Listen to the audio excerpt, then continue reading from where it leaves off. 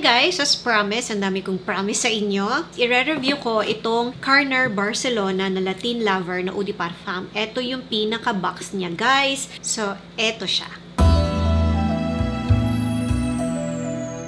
Bago tayo mag-start, ang nasa face ko is itong Giorgio Armani na Luminous Silk Foundation. And yung nasa lips ko, it's a lip liner. Ginawa ko lang siyang lipstick. And this is the Rimmel London na lasting finish na 76090s nude. Ang ganda niya, guys, di ba? Ito ulit yung bottle, papakita ko sa inyo. Ganito siya. Parang kahoy? Parang light na kahoy siya or ginawa siyang mukhang kahoy na plastic. Pero pag tinutok-tok ko, tunog kahoy siya, guys eh. And ito yung pinakapabango. Na-surprise ako dito. And I love this. So, basahin ko yung notes ko, guys. So, I always thought na super lakas nitong pabango na to, kaya hindi ko malabas-labas. But I bit the bullet. And meron kasi akong iminit. So, parang sabi ko, gusto ko siyang i-try. Gusto ko na medyo malakas na pabango. So, ginamit ko siya. Pero, nagulat ako, hindi pala siya ganun kalakas. Yung design kasi ng bottle, medyo napeke ako. Diba kung titignan ninyo yung design ng bottle, parang akala mo malakas siyang klase ng pabango. Diba? And niche kasi siya. So, actually, pag spray ko, mga 5 to 10 minutes, hindi ko na masyadong maamoy. Andun siya, pero mahina. Siguro nga kasi ang taas ng expectations ko sa lakas niya, but this is nice. And now pa lang sasabihin ko na sa inyo na bagay siya sa weather natin, lalong-lalo ngayong sobrang mainit na panahon. So, nagbabasa-basa ako ng reviews and madaming nagsasabi na pang tropical na weather siya, pang beach, and some even say na matured na white floral siya na klase ng pabango. Well, not on my skin and not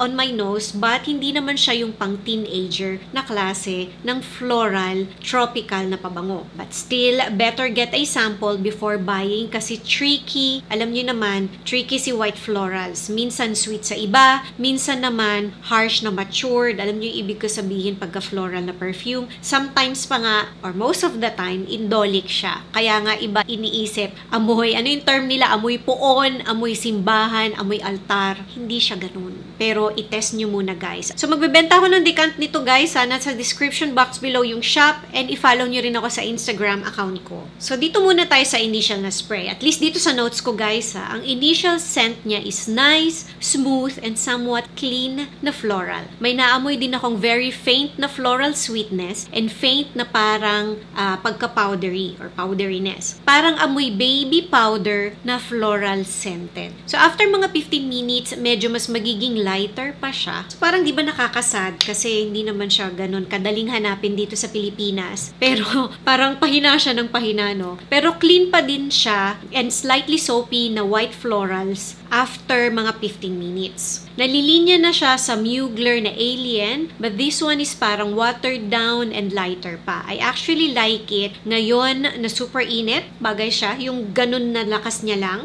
Para siyang fresh smelling na floral na body lotion. So kanina, para siyang amoy baby powder na floral scented, pero after 15 minutes, para na siyang fresh smelling na floral naman na body lotion. So parang mas I don't know, parang mas kumapit na siya sa skin mo, no? So, if you want a light, clean, white florals and very feminine, at least to my nose ha, na pang everyday, this one is for you. I would say mga 20s pataas, pwede na siya. Pwede din siyang pang simba or alam niyo na, yung pang Sunday visit ninyo sa kung anumang religion ninyo. Kung ano may lakad ninyo pag Sunday, to say thank you, alam niyo yon. Pwede din siyang pang meet up sa parents ni boyfriend kung first time ninyo silang i-meet kasi hindi siya ganun kalakas and very, hindi ba sobrang friendly pero ang ganda niya talaga, guys, na floral. Yun lang masasabi ko. Yung mga ganun lang nalakad kasi ang kalma ng amoy nitong pabango na to. Sa healthcare professionals, pwede din siya kung gusto niyo ng something na floral na hindi masakit sa ilong and hindi masyadong matapang. I'm not saying lahat ng healthcare professionals light lang yung pwedeng gamitin, no? Kasi nga, baka may magreklamo siya, pwede naman siyang gumamit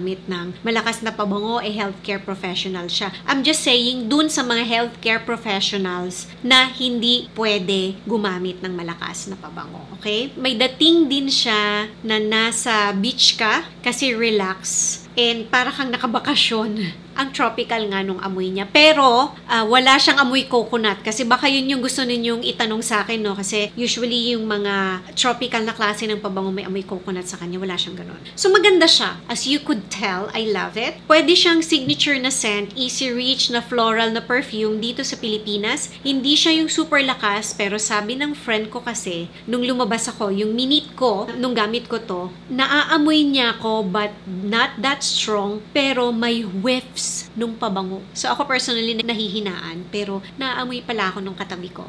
Kasi ang soft nung dating nung pabango. Gets niyo ibig ko sabihin? Hindi siya loud na perfume pero naaamoy ko ng katabi mo. May fan nga na dumaan sa amin or nadaanan ako ng fan. Yun, dun ako mas naamoy. So, gets niyo na ibig ko sabihin? Pwede ito as bridal perfume kung gusto ninyo ng nice, na kalma lang, na floral na scent. Ako kasi, although wala pa akong ginagawang video for bridal na perfumes, kasi ang hirap magdesisyon nito guys eh. Alam niyo yun, baka mag-recommend ako tapos mabash nyo lang ako kasi iba-iba tayo ng preference. And I know sasabihin ninyo, no, para lang may pagpipilian kami, may baseline lang kami. Pero one of these days, sabihin na natin. Ako kasi personally, kung magre-recommend ako sa ikakasal, mas gusto ko yung malakas na pabango na siya. Yung in-spray ko na siya pagkasuot ko ng gown and I don't need to respray na until sa reception kasi wala ka ng time. But, if magre-respray ka, tatagal siya. Either isang spray lang siya, maghapon na yon kasi in reality talaga, wala ka ng time. Or, mag-i-spray ka before pumunta sa ceremony, yung respray mo before going sa reception na. So, what I would recommend, if kung gusto ninyo tong pabango na to, you transfer it sa maliit na container, spray bottle, or kahit na anong pabango gusto ninyong gamitin. Kahit malakas pa yan na pabango, para lang makapag-respray kayo, magdala kayo ng maliit, and kung may packet yung gown ninyo, or kung sino man yung assistant ninyo, si groom, may bulsa yan, ipalagay ninyo kay groom, para makapag-respray kayo. Kung maalala nyo pa. Kasi, posibleng hindi nyo na maalala yan guys, sobrang busy nyo na. So, ayan na guys, humahaba na. I'm just saying lang sa mga kinakasal kasi ang dami nagre-request ng bridal na perfume. So, ito pwede to, pero light lang kasi siya, pero maganda siya, lalo na kung ikakasal kayo ng ganitong sobrang init. Floral siya, pero hindi siya yung floral na masakit sa ilong. At least sa skin ko guys and sa nose ko. Sobrang happy ko lang guys na na-share ko to sa inyo kasi I really love this perfume. So, ayan na yung review ko nitong Latin Lover Eau de Parfum. Nabigyan ako ng decant ito, ng sample nito a long time ago. Kaya ako bumili ng full bottle kasi nagustuhan ko siya that time pero hindi ko pa siya nagamit ng yung na-spray ko talaga siya all over my body. And hindi ako nagsisisi na binili ko talaga siya. So, maganda siya guys. Thank you for watching and see you again guys on my next video. I know madalang na, but I'll see you. Okay? Bye!